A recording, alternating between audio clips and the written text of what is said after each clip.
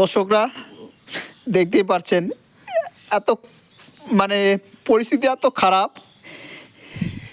এই দিদা এই দুটো বাচ্চা মেয়েকে মানুষ করছে একা একা।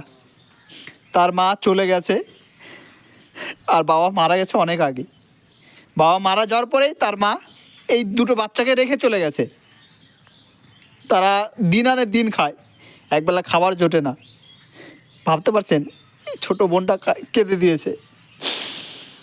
প্লিজ যারা যারা আমার ভিডিওগুলো দেখো প্লিজ একটু শেয়ার করবে। তোমাদের একটা শেয়ার আমার কাছে অনেক গুরুত্বপূর্ণ এবং এই ফ্যামিলিটার কাছে অনেক গুরুত্বপূর্ণ। তাই বলছি প্লিজ সবাই ভিডিওটা প্রচুর পরিমাণে শেয়ার। দর্শকরা দেখতে পারলে আজকে আমি যতটুকু পেরেছি আমার সামর্থ্য মতো আজকে আমি এই ফ্যামিলিটাকে দিয়ে গেলাম। প্লিজ যারা যারা আমার ভিডিওগুলো দেখো প্লিজ একটু শেয়ার করবে।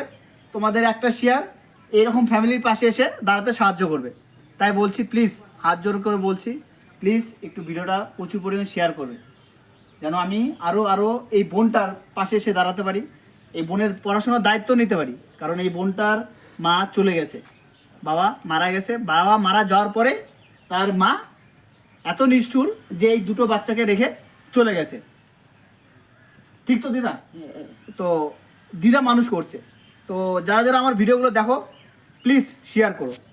দিদা ভালো থেকো। হ্যাঁ দিদা, ঠিক আছে।